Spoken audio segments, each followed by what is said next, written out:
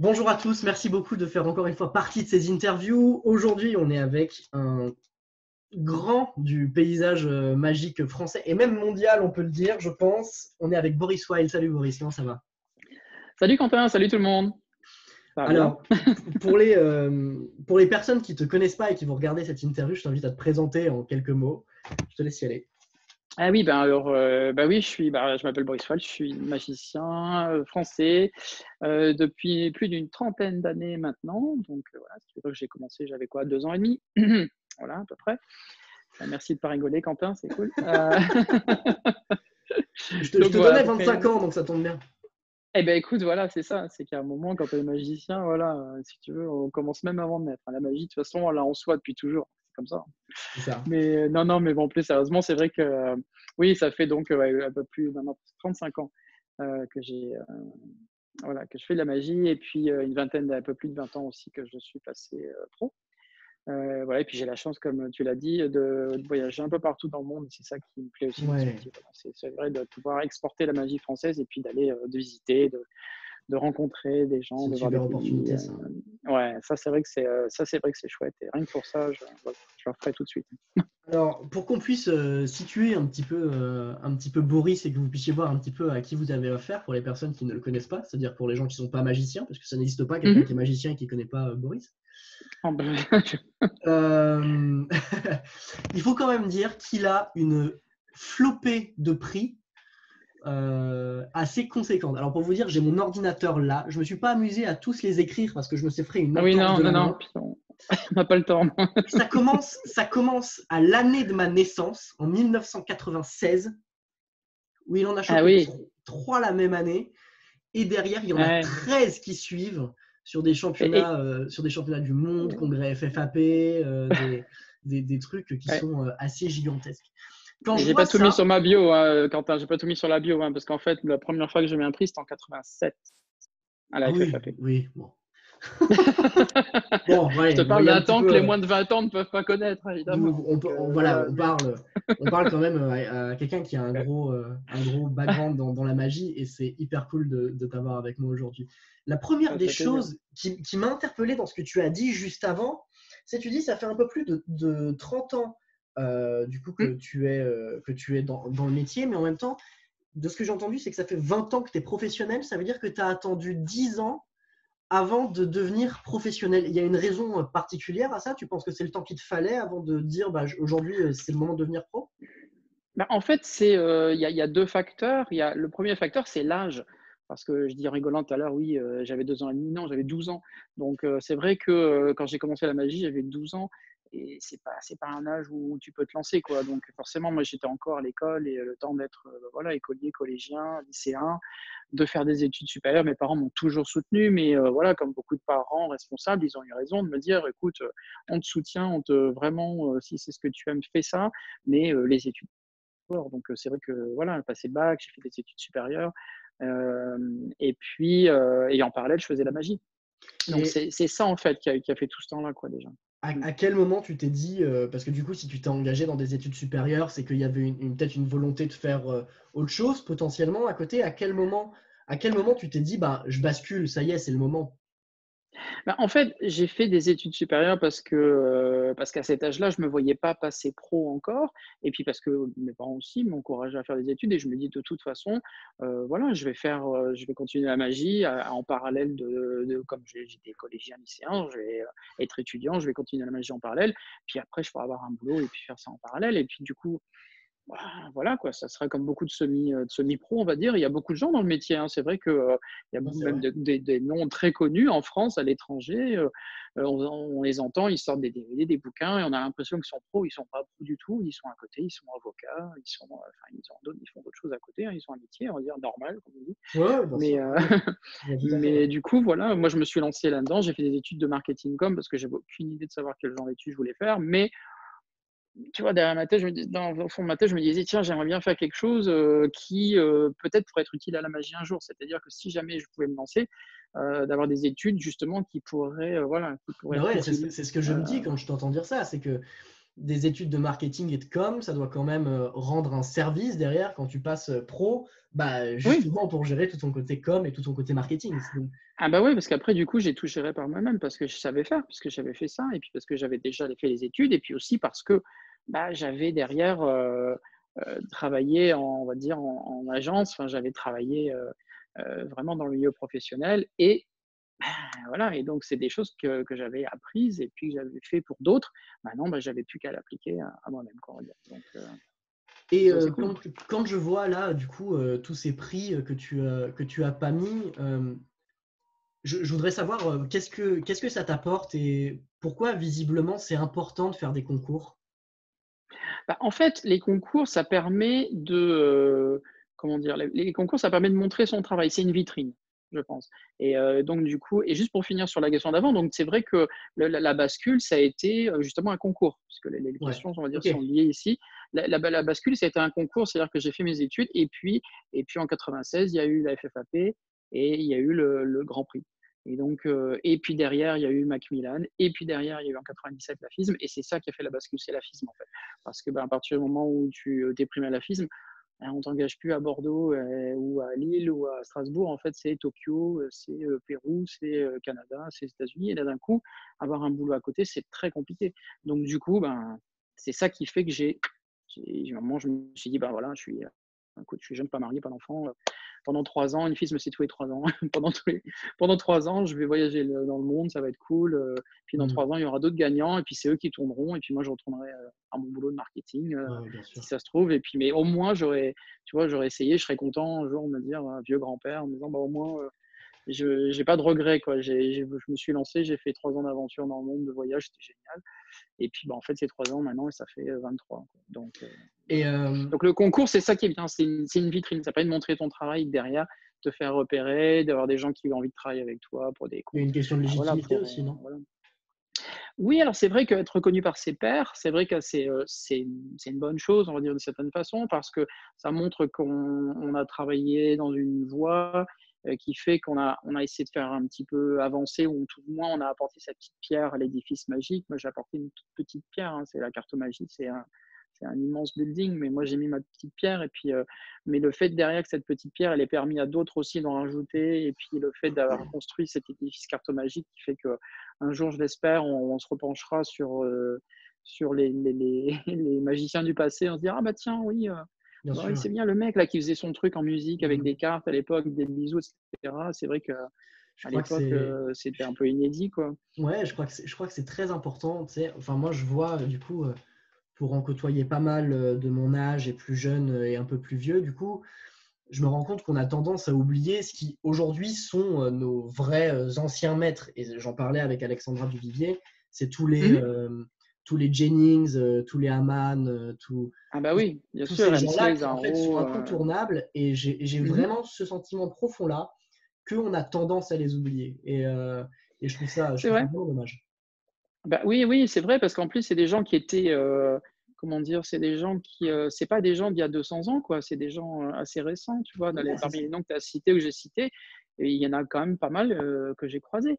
Et donc, voilà. Et je me dis: «Mais en fait, c'est des gens qui ont quand même, au XXe siècle, ont révolutionné». Mais oui, enfin, ils ont en tout cas, drastiquement changé, Mmh. la magie par leur apport incroyable. Et nous aujourd'hui, ce qu'on fait simplement, bah oui, on travaille à partir de certaines choses qu'eux, ils ont travaillé déjà. C'est clair, Et puis la petite pierre qu'on apporte à l'édifice, ben ouais, c'est parce qu'il y a déjà un édifice qui a été créé qu'on arrive à mettre c'est les petites clair, pierres les c'est unes clair. sur les autres, et c'est eux qui les ont. Je te Tu as raison, il rejoins, faut jamais oublier ça. je te rejoins à 200 là-dessus, vraiment. Ah ouais, ouais, c'est important. Hem, la 1re, question, que j'ai préparée pour toi et que je pose à tous mes invités: Mmh. «Pourquoi tu fais de la magie?» Ah! Ça, c'est une vraie bonne question. Pourquoi je fais de la magie? Beh, écoute, au départ, quand je me suis lancé dans la magie, c'était un peu par hasard, parce que je cherchais une activité extrascolaire, comme je te dis, j'étais encore, écolier. Et donc forcément, il y a le sport, il y a plein de choses. Et puis, j'ai un jour un ami, de mon papa, qui est venu à la maison, on mangeait, il a fait du close-up en fin de repas, qui était magicien amateur. Et j'ai vu ce truc-là et je me suis dit: «Mais» j'ai ressenti un truc, mais je me suis dit: «Mais en fait, waouh!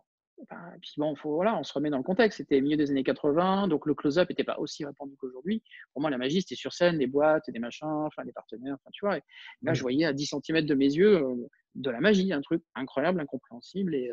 Et donc, ça m'a fait quelque chose. Et c'est ça, en fait. J'ai compris que j'aurais bien aimé, moi également, être capable de transmettre ces émotions-là et ce ressenti-là aux gens. Et alors, tu sais, et voilà, pour ceux qui connaissent un peu mon parcours, pour moi, l'émotion, c'est le maître mot. Et c'est vrai qu'être capable de toucher les gens et de leur faire ressentir quelque chose, On va en parler. Oui. voilà, c'est un truc pour moi fort. Et alors, il y a plein de façons de toucher les gens, il y a plein de façons de leur transmettre des émotions. Il se trouve que j'ai eu ce contact avec la magie et je me suis rendu compte que bah, voilà, la magie pouvait toucher les gens, je pouvais ressentir un truc fort et puis c'est incompréhensible. Enfin, voilà, je me suis dit, c'est ça que je veux faire. Et voilà. Et aujourd'hui, si je continue à faire la magie et si je suis toujours passionné par cet art, c'est parce que justement, j'ai envie que les gens continuent toujours et encore plus à ressentir ces choses-là qu'on peut leur donner à travers ce qu'on fait. Je suis très content de t'entendre dire ça parce que je me rends compte qu'en fait, euh, tous les grands, en fait, c'est comme ça qu'ils fonctionnent. C'est-à-dire que on n'est pas seulement on cherche à faire véhiculer un message, on cherche à faire véhiculer une émotion, Oui. et il se trouve que par hasard, c'est la magie qui est tombée dessus. Mais qu'en fait, en Mm. soi, c'est pas nécessairement le plus important. La magie sert à faire véhiculer ce message-là, mais qu'on aurait très bien pu faire passer par la danse, par le théâtre ou Bien sûr, en par étant je ne sais quoi. écrivain, bien sûr, en tournant des films, mais bien sûr, oui, Et exactement. c'est ce que j'encourage à faire avec mes élèves, parce que je donne des formations en magie. Mhm. J'apprends aux gens Ouais. qui veulent se mettre à la magie à en faire. C'est ce que je leur Mhm. apprends toujours dans les premiers temps, c'est vous apprenez à faire des tours, c'est bien. Comprenez quel est le message que vous voulez véhiculer avec ce truc-là. Et quand vous aurez Bien vraiment sûr. trouvé la raison pour laquelle vous faites ce que vous êtes en train de faire, votre Mhm. magie va prendre une toute autre dimension. Bien sûr. Oui, il y a un mot important, c'est le mot histoire. C'est-à-dire que, on raconte tous des histoires. C'est que bien évidemment, un réalisateur, un écrivain raconte une histoire, mais un peintre également raconte une histoire à travers sa toile.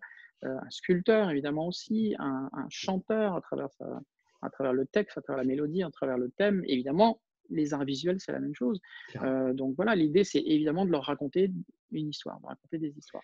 Et et on peut véhiculer évidemment tout un tas d'émotions et plein de choses à travers ça, quoi. Et toi, il se trouve qu'on est vraiment. Alors, certains, ça va être impressionné, certains, ça va être un besoin de reconnaissance, un besoin de quelque chose.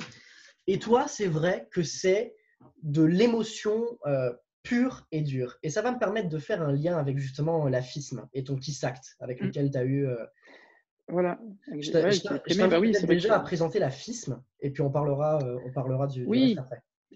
la FISM, c'est la Fédération internationale des sociétés magiques et c'est vrai que c'est, voilà quoi, alors là, depuis quelques années maintenant, en plus, donc il y a des FISM continentales donc qui sont représentées et qui effectivement, donc à travers des concours nationaux, permettent d'être qualifiés pour des FISM continentales qui permettent d'être derrière qualifiés pour la FISM. Donc c'est les championnats du monde qui se déroulent tous les 3 ans quelque part dans le monde. L'année prochaine, ça sera à Québec en juillet 2021. Et donc là, effectivement, tu as en général 150 candidats, donc 100 en scène, 50 en close-up, qui ont été donc maintenant présélectionnés via, on va dire, ces concours nationaux, puis ces concours continentaux, voilà, pour représenter à chaque fois leur pays et dans différentes catégories derrière, après, ben, voilà, on va dire s'affronter artistiquement en tout cas, pour être primé et avoir les titres voilà, Il se trouve de que toi, lauréat, FISM, de champion FISM. tu as gagné la FISM. Voilà, donc ouais, effectivement, j'étais primé à la FISM en 97, maintenant à Dresde, donc en carte, et avec le Kissac dont tu as parlé, c'est ça. Parle-nous un petit peu de comment tu construis ces numéros où tu ne parles pas, du coup, t'es avec une musique par-dessus. C'est ça, ouais. Pourquoi ce choix de ne pas parler dans un premier temps? Alors, c'est vrai que le choix de ne pas parler, il est, aujourd'hui, je me rends compte que ça a été un bon choix à l'époque, parce que le fait de voyager dans le monde, c'est super parce que, bah, du coup, ne parlant pas, c'est vrai que c'est la magie, déjà, c'est un art visuel, mais là, en plus, ne parlant pas en parallèle de ce côté visuel, bah, c'est très bien parce que ça peut être présenté n'importe où. À l'époque, c'était pas du tout fait dans cet esprit-là. C'est que, tout simplement, j'avais commencé à travailler une routine qui était une routine de cartes, des cartes ordinaires, qui me plaisait pas parce que, ben, enfin, elle était bien, mais c'était encore une fois une routine de cartes. Et puis en fait, je me suis dit: «Mais moi, j'aimerais bien effectivement faire autre chose que ce que tout le monde fait actuellement avec les cartes et notamment là, cette routine-là, il y a peut-être un potentiel, mais» et donc je regardais un petit peu autour de moi, je regardais les gens en close-up, que ce soit à la télé, que ce soit en vidéo, que ce soit en live et en fait, je les voyais, il y avait toujours 2 choses. C'est ils parlaient et tout était basé sur la comédie, sur l'humour. Donc voilà. Et ça, c'était un truc, là pareil, ça m'embêtait aussi quand, on sortait d'une salle et puis les gens avaient vu un magicien: «Alors comment c'était bien le magicien? Ah ouais, il était tellement drôle!» Enfin oui, d'accord, mais de la magie. Ah ouais, ouais, c'était bien, mais il nous a fait rire, il était ah oui, mais OK, il faisait de la stand-up comédie ou il faisait de la magie, on ne sait pas trop quoi. Donc et c'est vrai que moi, voyant beaucoup, beaucoup, notamment en close-up, des gens, vraiment basés essentiellement leur truc sur, faire rire les gens et en parlant beaucoup, je me suis dit: «Bah écoute, on va essayer un truc. Je vais pas parler, puis je vais les faire pleurer». Voilà. Juste par esprit de contrariété, j'en sais rien, mais je me suis dit: «Je vais faire tout le contraire».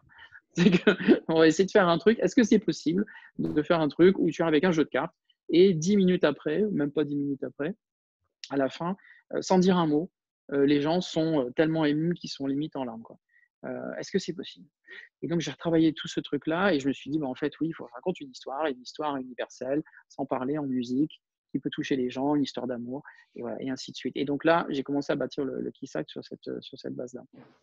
Et parce que le Kissac, c'est une histoire d'amour, hein. C'est 2 personnes qui se rencontrent, qui s'embrassent et qui, à la fin, se déclarent leur amour mutuel, quoi. Donc et voilà et j'ai travaillé ça dans mon coin pendant presque 3 ans, Ouais. avant Aix-les-Bains, le congrès, français Et et c'est tout et j'ai jamais montré à personne et je me suis dit: «Mais personne va comprendre, enfin, si ça se trouve, est-ce que je suis assez bon pour pouvoir raconter une histoire sans dire un mot? Est-ce que ça va être suffisamment compréhensible? Est-ce qu'ils vont il y a pas de cartes à jouer, c'est des cartes blanches avec des bisous, est-ce que» enfin voilà quoi, s'il y avait beaucoup d'inconnus en fait à ce moment-là mmh. parce que c'est à cette époque-là, ça n'avait pas été fait avant, il n'y avait pas eu de numéro comme ça, tout en musique, en carte, enfin, voilà, aujourd'hui ça peut paraître banal, mais à l'époque c'était pas banal. Pour te raconter un truc, à la FISM, je suis arrivé avec mon CD pour le concours et j'ai donné au technicien et le gars m'a dit: «Non, non, la scène c'est plus tard. Ici c'est close-up». Je fais: «Oui, je sais». Il fait: «Mais pourquoi vous me donnez un CD?» «Bah, pour la musique de mon numéro». Puis il m'a pris le CD, il a fait: «Ah bon?» et le mec il était genre en mode, bah, il est pas bien Moi, lui je dirais que c'est et là qu'on voit que tu as bien fait, en fait.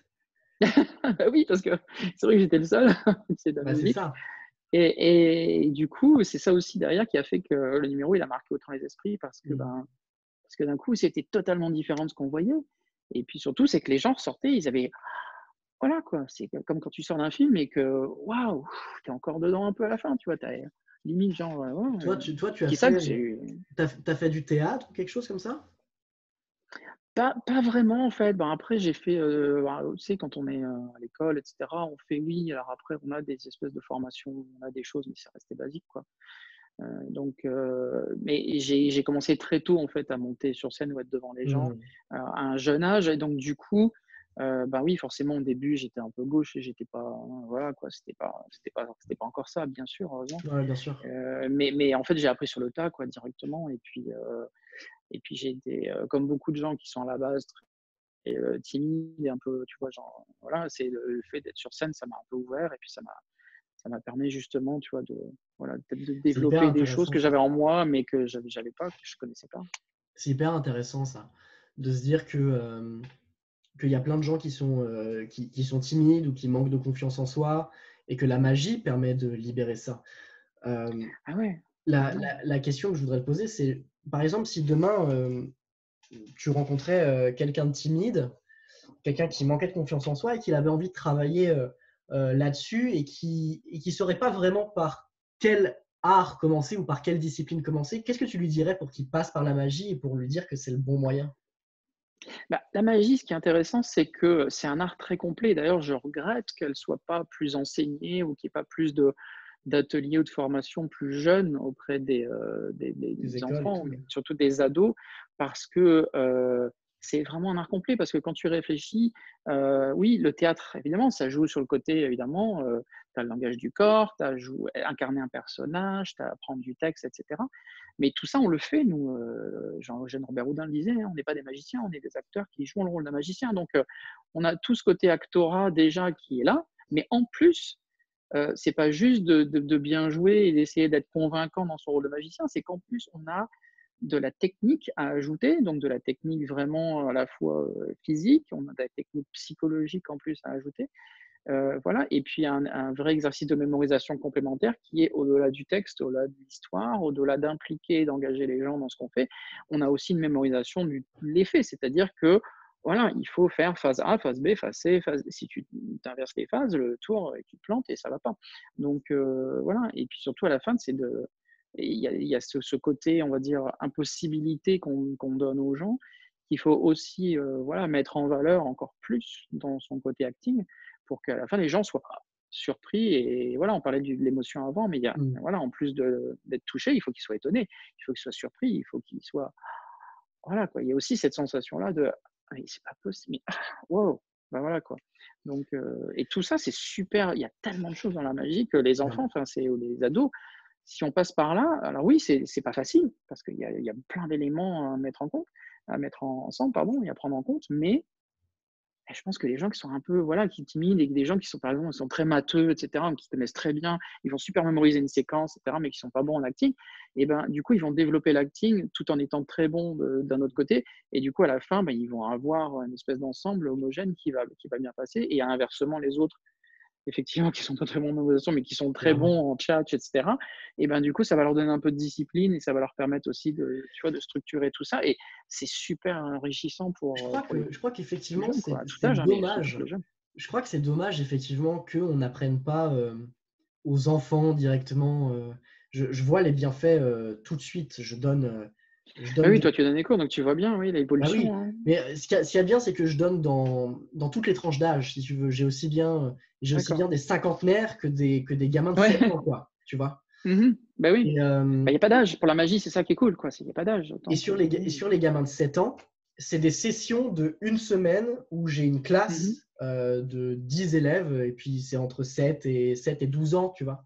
Mhm. Et c'est dingue la vitesse à laquelle ces Ah gamins oui. changent. Ah bah oui. Ah bah entre le Simplement lundi de faire, matin et dimanche soir, j'imagine, tu dois avoir un truc, un simplement changement d'en incroyable. faire le lundi, de commencer 4 heures tous les jours et de se Mhm. dire on commence lundi et vendredi soir, on fait une présentation devant des gens. Et ils n'ont jamais touché à des cartes ou à quoi que ce soit, hein. On fait une Mhm. présentation vendredi soir devant les gens, ils font leur Ils le truc, font. leurs parents sont contents, tout le monde est content, et ils voient qu'ils sont là. Et Mhm. il y a une vraie libération émotionnelle qui se fait, il y a une vraie prise de Ah oui. conscience de leur potentiel.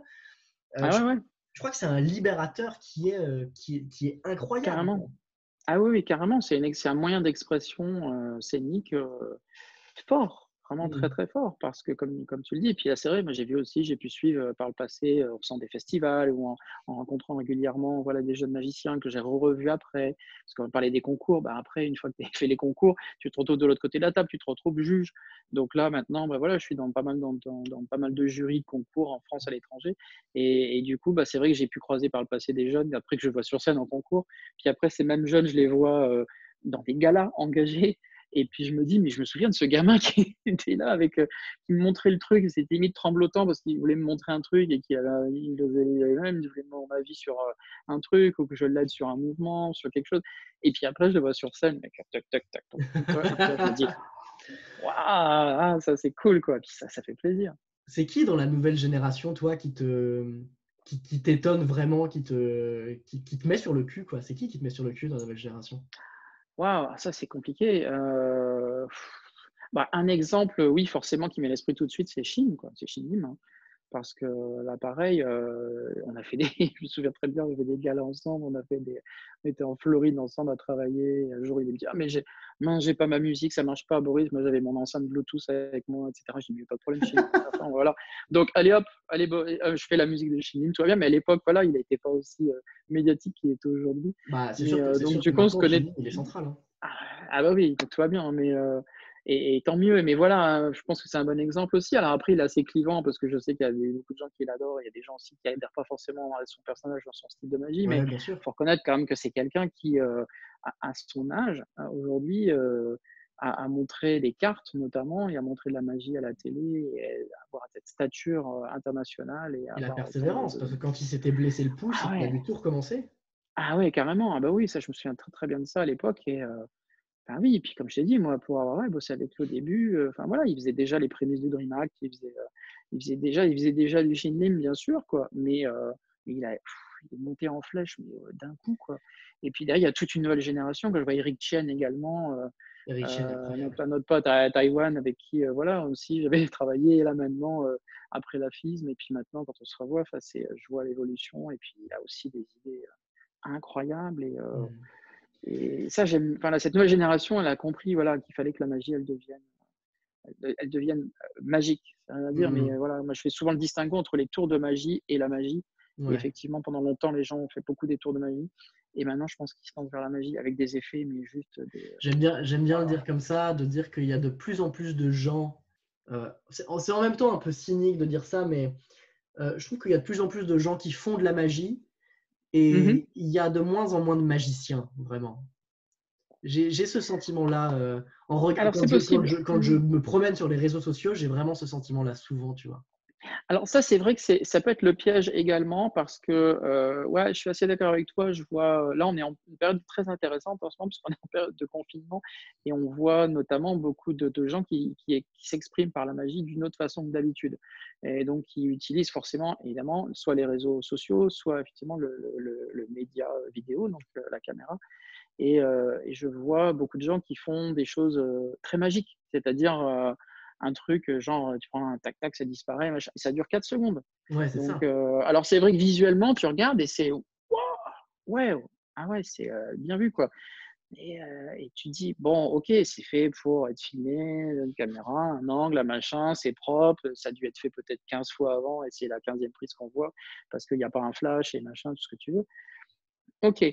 Mais c'est vrai, comme tu le dis, ça fait pas de toi un magicien. C'est pas parce que l'effet en soi est magique, parce que c'est un truc genre, visuellement qui est waouh, Mm. que derrière ça fait forcément de toi un magicien. Le magicien, il faut qu'il soit plus profond, à la fois dans son approche de la magie, dans la philosophie, dans la façon dont il touche les gens. C'est-à-dire que si c'est juste la magie, c'est genre: «Waouh, OK». Et Ouais, ça s'arrête là, c'est pas intéressant. toi aujourd'hui, là-dedans, tu t'exprimes notamment au travers de spectacles que tu fais. Ouais, Notamment, du coup, avec le confinement, évidemment, oui, bon, on se comprend, c'est normal, mais c'est que partie remise. voilà, on est en pause. Oui. Euh, Tu as ce spectacle aujourd'hui qui s'appelle Crescendo. Oui, tout à Euh, fait. si tu Ouais, veux ça nous en parler fait un petit peu, et je serais curieux oui, de bien sûr. savoir un petit peu comment tu crées encore des spectacles et où tu trouves Bah l'originalité, l'inspiration 30 ans après. Crescendo, c'est, on va dire, un peu un aboutissement de 30 ans de création, on va dire, quoi. On va dire, c'est pas un spectacle best-of, mais c'est un spectacle où j'ai voulu mettre tout ce que j'avais créé de mieux. J'ai pas pu mettre tout ce que j'ai créé parce qu'effectivement, le spectacle serait un petit peu long, mais voilà, c'est de faire en 85 minutes à peu près, entre 80 et 90 minutes max, de faire voilà, de faire comment dire? Une sélection de mes meilleures créations, mises ensemble et mis en scène d'une certaine façon, et où effectivement il y a une gradation, où on voit un petit peu d'où je pars et où je vais, et où à la fin de ça, on a une idée générale de comment j'ai passé mes 30 ans, dans le monde à faire des choses, quoi. Donc, il s'appelle Crescendo parce que l'idée, effectivement, à chaque fois, c'est d'essayer d'aller encore, c'est toujours d'aller plus Encore plus loin, loin. plus fort, plus haut, quoi. Voilà. Et donc, du coup, voilà, on commence tranquille. Et puis après, on dit: «Bah oui, mais et si on pouvait faire, ah, ça serait bien si on était capable de faire ça. Oui, mais ça et ça et ça». Et en fait, ce qui est bien, c'est que les gens ne savent pas combien de temps vraiment dure le spectacle, et qu'au bout d'un moment, ils se disent: «Mais en fait, OK, mais là, pour là, on y est, là, ça y est, au niveau du On crescendo, peut ça aller va. au-dessus. Derrière, là, qu'est-ce qu'il peut faire après ça, quoi?» Et puis, non, bam, tac, et hop, et voilà, et jusqu'à la fin, puis un faux final, et puis on en remet une couche derrière, et à la fin, Ouais. c'est genre, OK, voilà, quoi, ça, c'est vraiment ça, quoi. Donc, C'est quoi à toi ton processus de créativité pour trouver de l'inspiration? où est-ce que tu vas la chercher? Comment est-ce que aussi tu travailles, toi, tes idées? Comment est-ce qu'elles naissent? Qu'est-ce que tu fais pour tout ça? Alors, pour ça, en fait, alors, contrairement, je pense à peut-être pas mal de magiciens, je vais pas, d'un seul coup, ouvrir ma bibliothèque et puis sortir des bouquins et lire et lire et lire et lire et prendre des notes et puis machin et non, en fait, je travaille pas comme ça. Donc, ma bibliothèque et cetera, elle me sert plus comme de source et effectivement vérifier les comment dire? Les antériorités, les créations qu'il y a pu y avoir par le passé et cetera et donc du coup, moi, je pars dès le départ en disant: «Mais tiens, j'aimerais, par exemple, ajouter dans mon spectacle un numéro avec, je sais pas moi, un journal». OK. Donc je vais commencer à brainstormer. Donc effectivement, c'est une technique que j'ai appris en marketing et donc du coup, voilà, c'est le brainstorming, c'est qu'est-ce qu'on peut faire? Quel est l'outil, l'outil journal? Qu'est-ce que ça raconte un journal? La matière, qu'est-ce qui est lié à un journal? Mmh. Voilà et donc c'est brainstorming, tu vas écrire tous les mots, possibles et imaginables liés à un journal et derrière, essayer de te remémorer, de voir les choses et d'essayer d'aller justement chercher dans les bouquins des sources, des choses et cetera liées au journal et de me dire: «Mais voilà, qu'est-ce qu'on peut faire avec ça, quoi?» Mais surtout, c'est d'avoir un effet de base, c'est-à-dire non seulement faire un truc avec un journal, mais j'aimerais, voilà, faire un truc de mentalisme, un truc genre, enfin voilà, pas juste la prédiction non, non, je vais faire un truc encore plus dingue que ça. Est-ce Donc, que toi je pars toi, d'un rêve, quoi, de ce que tu me dis, tu pars, d'un d'une objet idée. ou d'une idée et tu regardes ce que tu Ouais, peux faire? exactement. Ou est-ce que tu te dis: «Je veux cet effet-là» et tu regardes comment tu fais le chemin pour aller jusqu'à l'effet? Oui, alors il y a différentes façons. Là, je t'ai parlé de l'objet parce qu'en parlant de l'exemple du journal, je me dis: «Tiens, j'aimerais faire un truc avec un journal» parce que pour une raison X ou Y, l'objet journal va intervenir à un Mmh. moment dans l'histoire et je vais devoir raconter un truc ou ça va être un lien avec autre chose, donc je vais faire ça. Une autre façon de travailler, moi, c'est surtout la façon vraiment que j'utilise le plus, c'est l'idée, c'est le rêve. C'est de se dire: «Mais là, aujourd'hui, j'aimerais» voilà, quand j'ai créé, par exemple, à l'époque, ACAB et après j'ai fait plus ACAB, donc je suis parti sur la carte au nombre. Je me suis dit: «Mais en fait, pour ACAB, c'était ça, quoi». C'est-à-dire, c'est genre, j'ai un jeu prédiction, il est là, OK, la personne elle est là, elle le vérifie, tout va bien, elle me dit un nombre, il me dit une carte, le mec, OK, 18, toi tu dis quoi d'autre cœur? Tu tiens le dos de cœur, tout le monde voit, 18 dos de cœur, quoi. Et tu dis: «Ben, prenez le jeu prédiction madame, ouvrez-le, comptez 18 dos de cœur». Voilà.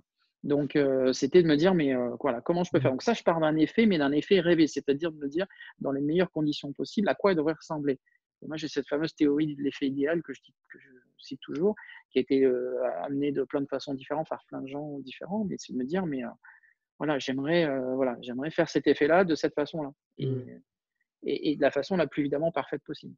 Donc je pars de là, ou d'une idée ou d'un truc fou. Je vois un film et je me dis: «Mais, oh la vache, mais ça c'est visuellement, c'est fou et c'est magique, quoi et à la limite, on pourrait en faire un tour, quoi» et là, d'un coup, c'est justement de dire: «Comment je peux recréer ça en Ouais, bien vrai sûr. devant des gens, quoi?» Bah oui. Tu travailles tout seul ou tu brainstormes avec des gens? Je t'avoue que j'ai brainstormé avec des gens par le passé et on a abouti à des choses, on a créé des choses et bizarrement, je me suis pas senti à l'aise derrière avec ce qu'on a trouvé. Tu avais le sentiment que ça Parce que ça me t'appartenait plus? correspondait. Ouais, parce que ça me correspondait pas forcément, pleinement, parce que ça veut dire aussi faire des concessions par rapport à une autre approche de certains tours et cetera alors pas que ce que j'ai sorti, c'était pas bien, mais que je sais pas, il y avait un truc, quoi et puis après, je pense qu'on est beaucoup de magiciens aussi dans ce cas-là. J'ai un peu tendance à être ce qu'on dit control freak, donc voilà, j'aime bien, contrôler les Mmh. choses et surtout de les faire d'une certaine façon parce que pour une bonne raison. C'est pas parce que je suis un maniaco machin, c'est que un petit peu peut-être, j'en sais rien, mais c'est surtout de me dire que derrière, je vais pouvoir assumer pleinement mon choix. C'est-à-dire que ce que je vais faire, que ce soit très bien et derrière, je peux me dire: «Ah OK, mais bon, Boris, tu as bossé 5 ans dessus, donc bah, oui, c'est cool d'avoir derrière un peu une reconnaissance ou que ça fonctionne parce que, bah, OK, tu as vraiment mis tes tripes sur la table et puis tu as bossé des nuits blanches et cetera et puis à côté de ça, si ça marche pas, bah, je peux m'en prendre qu'à moi-même, quoi. Je peux me dire: «Ben, oui, si le truc que je fais, sur scène, je vois que le résultat est très mitigé, machin, ben, tu prends poubelle et Mmh. puis, ben et tu t'en veux à personne, quoi. C'est juste, voilà, c'était un mauvais choix de ta part et bon, voilà. C'est quoi la création que tu as faite dont tu es le plus fier? Tu te dis: «Là, j'ai vraiment réussi à toucher ce que j'avais envie de toucher»? Waouh, écoute, il y en a eu quelques-unes, mais j'avoue que La première qui te vient. il y a eu, les deux numéros emblématiques, c'est le Kiss Act et le Butterfly Act. Et c'est vrai que le Butterfly, j'avoue que c'est peut-être ça. Il est beau. Alors, le Il est Kiss très Act, beau. oui, mais alors le Butterfly Act, c'est vrai que c'est la suite du Kiss Act. Donc ça aussi, c'était une démarche intéressante parce que en magie, c'est un peu inédit à Hyper ma intéressant, connaissance. ça, faire une série comme ça. Voilà, alors il n'y aura pas de trilogie, hein. Je pense que là, on va s'arrêter là. Mais c'est vrai que. Bah, vu comment, Mais vu comment finit le Butterfly, ouh. bah, c'est ça, en fait. C'est ça. Butterfly, c'est à l'époque, quand j'ai créé Butterfly, je me suis dit, ça a été plus de 5 ans de travail sur Butterfly. Et pour 8 minutes 40. Mais en fait, c'est à l'époque, je dirais que le Kissact, personne ne me connaissait, pas de pression, quoi. Je me plante, je me plante. Hmm. Après, quand tu arrives derrière, après avoir fait le Kissact, avoir Origine dans le monde, la FIS, machin, quand tu crées un deuxième numéro, bah, les gens Attendez t'attendent au un peu au tournant. tournant, quoi. Oui. Et évidemment, tu as un peu de pression. Et là, tu as deux optiques. Tu fais un truc qui est complètement différent, qui va aux antipodes pour montrer que tu sais faire autre chose, machin, etc. Puis je me suis dit, mais j'ai réussi à construire cette image de magicien, genre, sur l'émotion, la poésie, etc., notamment à l'international, la French Touch. C'est vrai qu'il n'y a rien à dire. Enfin, voilà, quoi. C'est vrai que j'en ai joué, mais parce que aussi ça me correspond, hein, c'est que je suis comme ça, quoi, vraiment. Et puis parce que du coup, je me suis dit, mais c'est bien, ça apporte une nouvelle image au close-up. Et puis maintenant, les gens m'identifient de cette façon-là. Donc, c'est un peu Hmm. dommage de tout casser d'un coup avec autre chose. Donc, allez, allez, on va essayer dans cette lignée-là, mais il ne faut pas refaire le Kissac, quoi. Hmm. Et du coup, ben, voilà, il y a eu 10 ans entre les deux. Donc, forcément, ben, voilà, je me suis dit, il faut faire quelque chose qui soit peut-être un peu plus mature, parce que moi, entre deux, j'ai mûri aussi. Et puis, ben voilà, sur le Kissac, c'est heureux, c'est une rencontre, et Butterfly, c'est sur l'amour perdu. Et, Évidemment, et le voilà. Kiss Act et le Butterfly, ils sont dans la description. Les liens des vidéos, vous pouvez de toute façon aller les voir, terminer l'interview et puis vous allez les voir après. Mais tout est dans la vidéo. Euh, c'est quoi ta dernière grosse baffe en magie? Le dernier moment Dernière où tu as grosse regardé baffe. un truc où tu dis là c'est fort.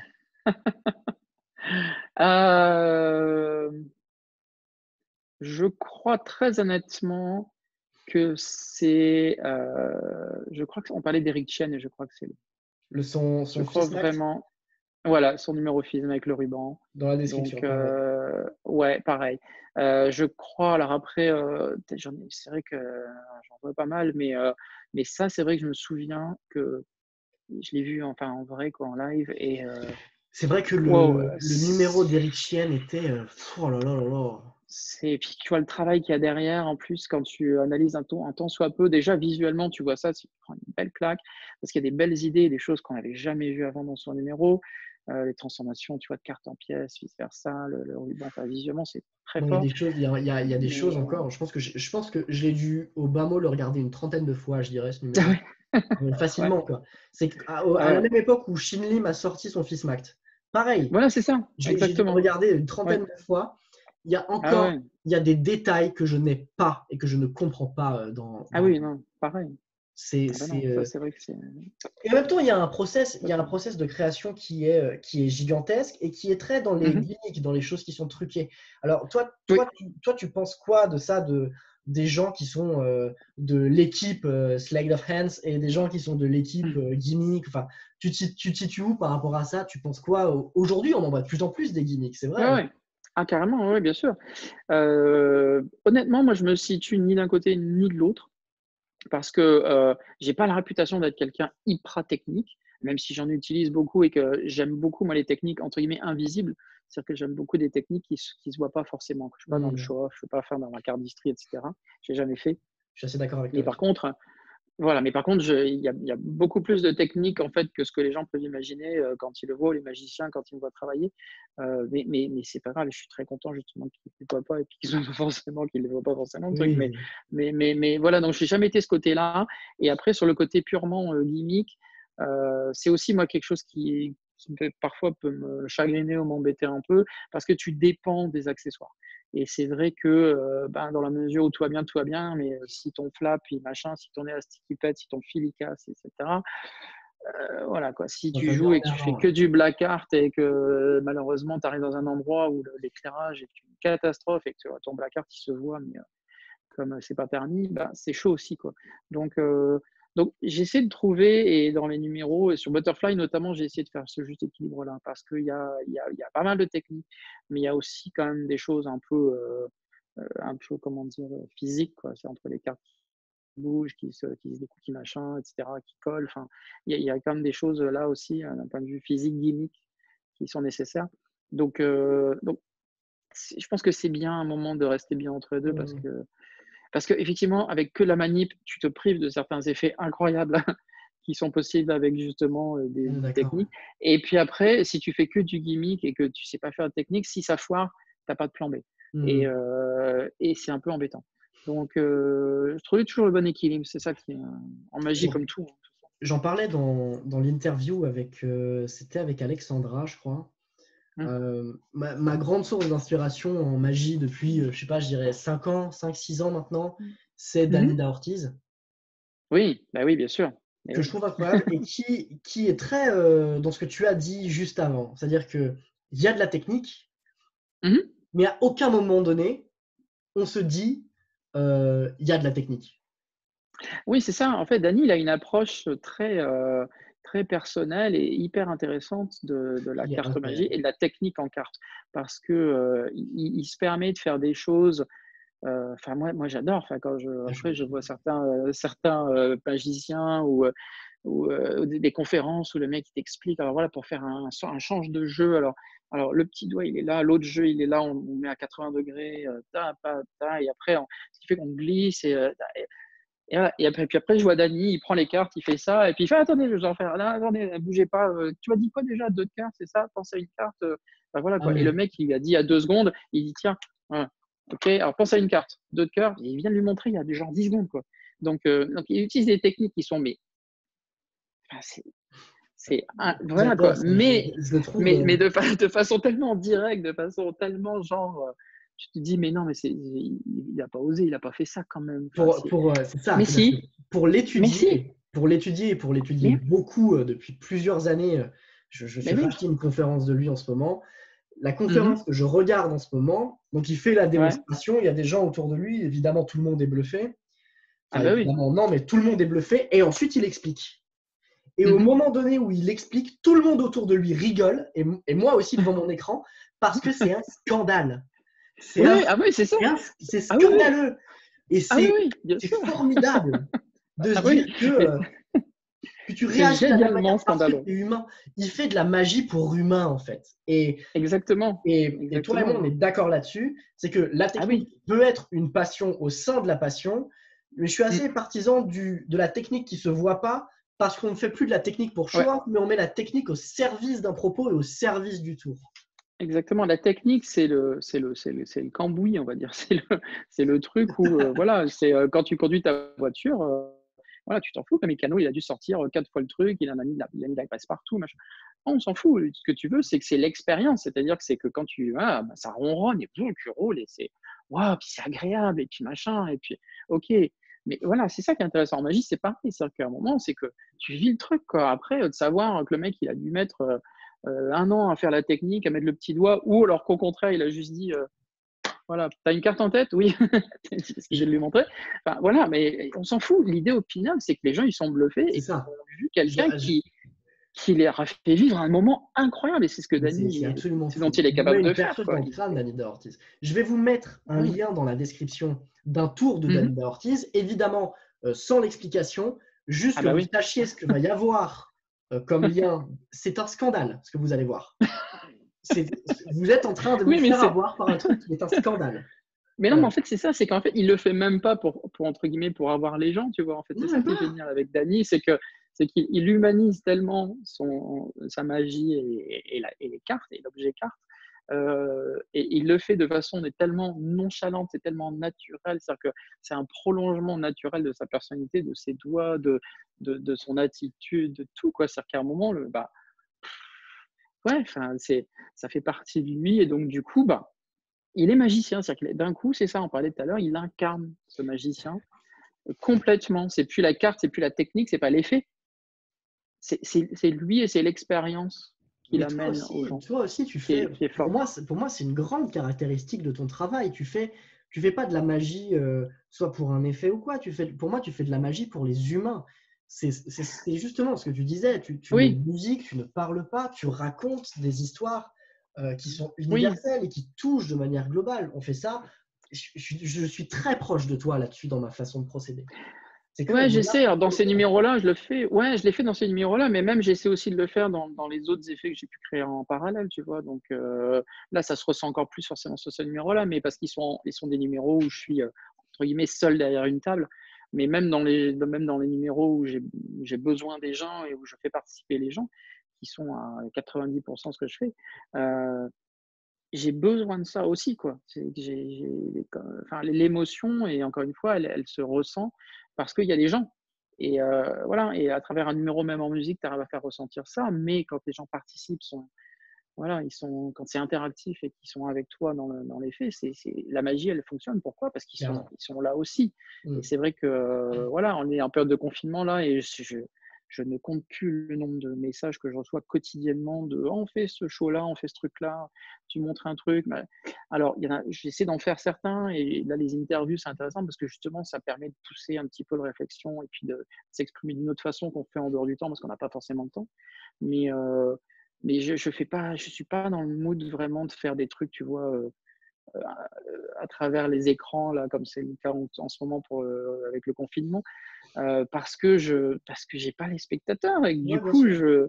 je me sens perdu sans eux parce que c'est eux les Je suis très patrons, d'accord avec toi.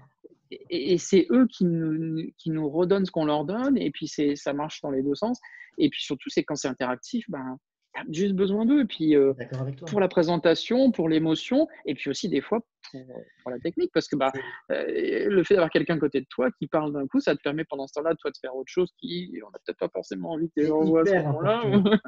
C'est Donc tout hyper ce qui est important ce détournement que tu viens de d'attention, dire. tout ça, le C'est détournement hyper d'attention, par important. exemple, c'est voilà quoi, je me dis, bon, on pourra jamais l'avoir autrement qu'en live. Et là, pour Dany, par exemple, ça c'est pareil. Lui, le fait d'interagir Ah de oui, cette bah lui, façon il est avec mort. les gens, ah non, et puis voilà, et puis justement, il profite tellement de cette interaction avec les gens pour faire ce qu'il veut que ça, je vois pas autre, enfin, je vois pas comment ça peut être Et console autrement, c'est quoi. un conseil gigantesque que tu viens de donner, l'air de rien comme ça. Et c'est un truc que beaucoup de gens ont oublié. On a besoin des spectateurs. On a Ah mais bien sûr. besoin d'eux pour que ça vive. Ah mais oui, bien sûr, Euh, la magie, elle vit avec eux. C'est que nous, on a un art qui est participatif.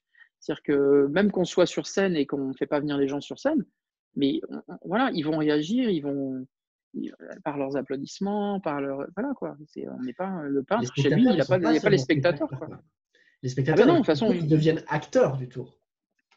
mais complètement. D'ailleurs, c'est vrai que voilà, il y avait John Allen qui avait sorti un DVD, je me souviens, qui s'appelait Spectators Don't Exist. Les spectateurs n'existent pas. Et c'est vrai que bah oui, il a raison. En fait, il n'existe pas vraiment, puisqu'en fait, il faut tout le temps les intégrer, il faut tout le temps aller les chercher, il faut Mmh. tout le temps aller les faire participer, même s'ils sont pas sur scène, mais voilà, les impliquer, les engager, les faire en sorte qu'effectivement, à la fin, tout le monde ressente quelque chose, la magie. Voilà. C'est ça. Mm. Hem, l'avant-dernière question, que je vais te Mhm. poser, c'est,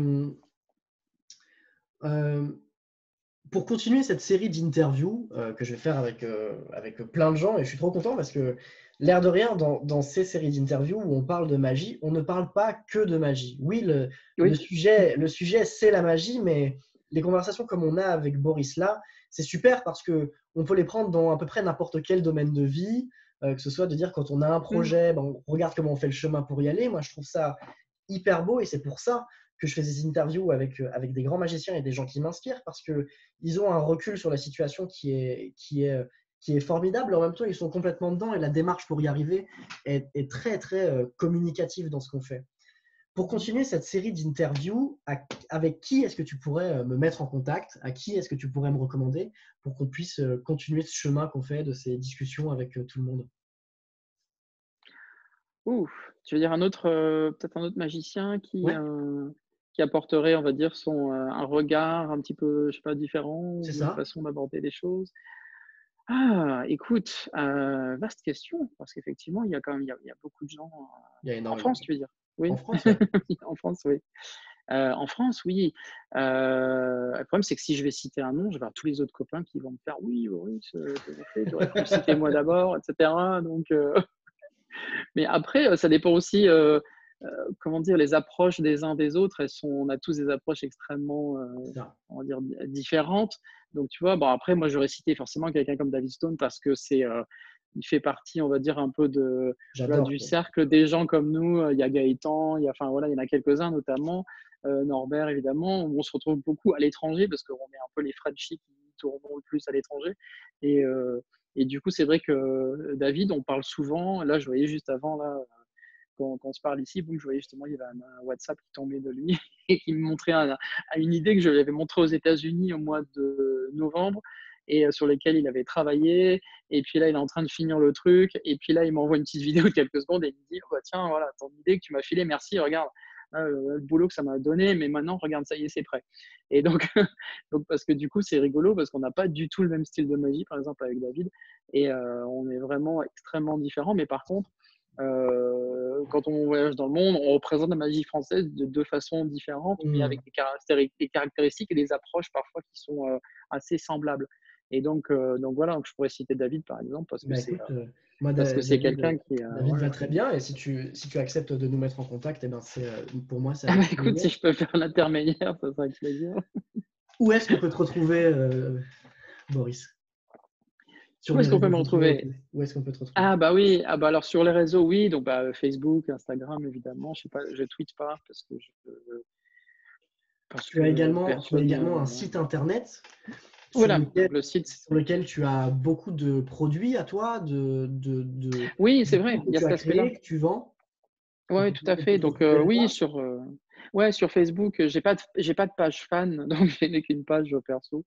Mais, un jour, j'en aurai peut-être une. Je me dis: «Bon», Bah, vous allez retrouver du coup dans la mais description tous les liens, voilà. Mais tous les liens de Boris, et puis, le Instagram, site web, Facebook. oui. Je vais également vous mettre son Kiss Act et son Butterfly Act et son Ouais. site internet pour que vous puissiez voir un petit peu plus son travail.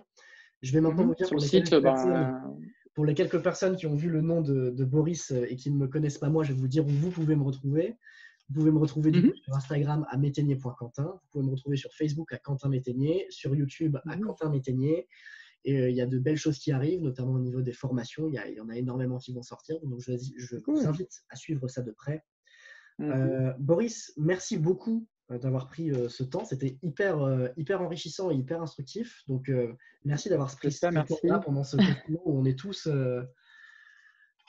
on fait tous d'autres choses et c'est hyper Mais enrichissant oui. de pouvoir partager tout ça, quoi. Ben voilà, c'est ce que je disais, c'est vraiment l'occasion en même temps, on court toujours un peu après le temps et à faire, voilà, des voyages, des prestats, des avions et cetera et des fois, on prend pas forcément le temps de parler. Il y a des choses qu'on aimerait exprimer et qu'on fait pas. C'est l'occasion de le faire en ce moment. Merci de m'avoir, donné l'occasion, de m'avoir donné la parole j'espère que certaines personnes qui auraient écouté ça se disent: «Mais tiens, j'avais pas vu les choses comme ça» ou «Ça, c'est intéressant» et j'espère que, ben, moi, s'il y a moins une personne qui aura retenu quelque chose et que ça aura été profitable pour sa carrière future, ben, j'en serais ravi. Bah, c'est parfait. Merci beaucoup, Boris, et on se dit à très vite. Merci Quentin, à très vite, salut.